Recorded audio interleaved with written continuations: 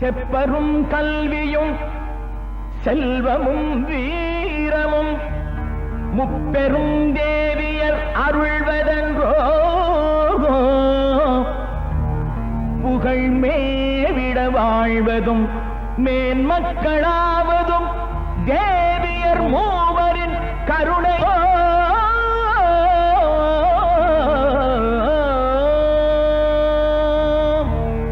சரஸ்வதி லக்ஷ்மி பார்வதி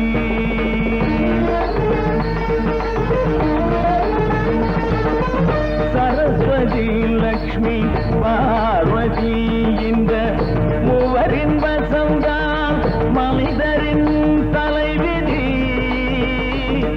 இந்த மூவரின் வசம்தான் மனிதரின் தலைவிதி. சரஸ்வதி லக்ஷ்மி பார்வதி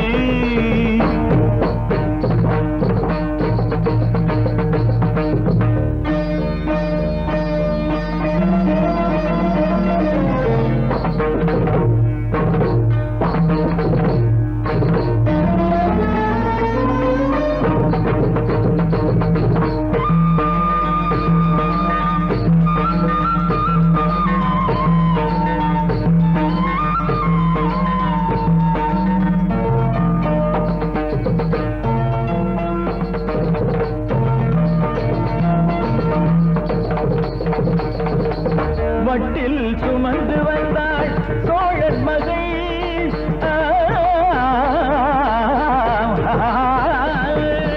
இட்ட அடி நோக எடுத்த அடி கொப்பளிக்க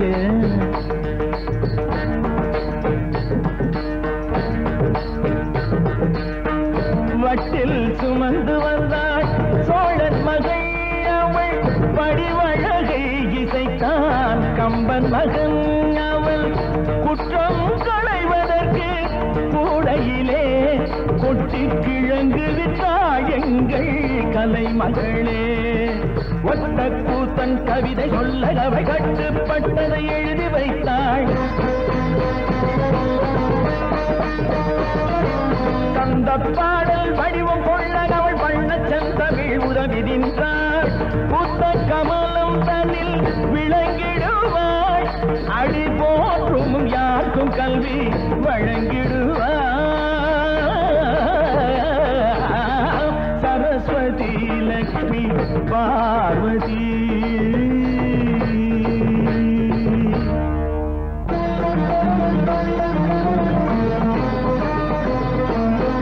தெய்வ பெரும் புலவன் பொய்யாமொழி.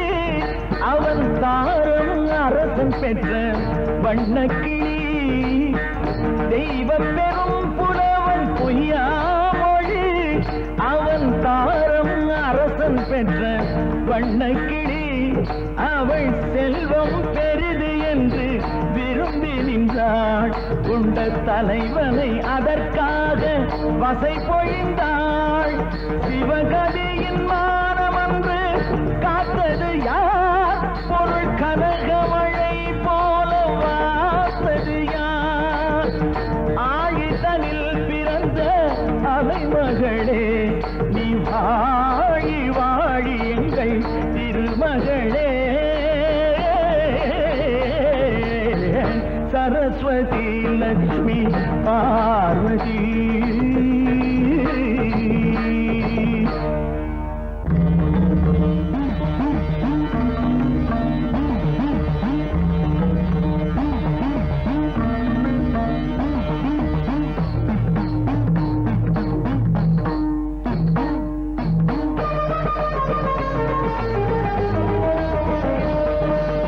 கண் முதல்வன் அவன் நெஞ்சனைத்தவள். திக்கு திசையதிர சஞ்சரித்தவள் ஞான ரூபிணி. மதுரை வளர் மீனரோஜனி.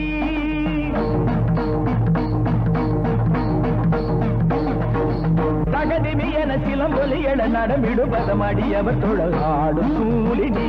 கதம்ப மன சூடு மாலினி. குழந்தை அழும் போது பால் கொடுத்தாள். திருக்குமரன் விளையாட வேல் கொடுத்தாள். தீரம் விளைவதிங்கு எவராலே? எங்கள் துர்க்கை அன்னை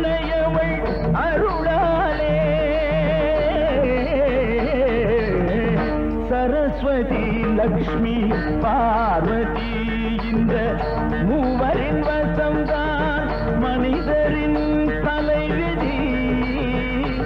இந்த மூவரின் வசம்தான் மனிதரின் தலைவிதி.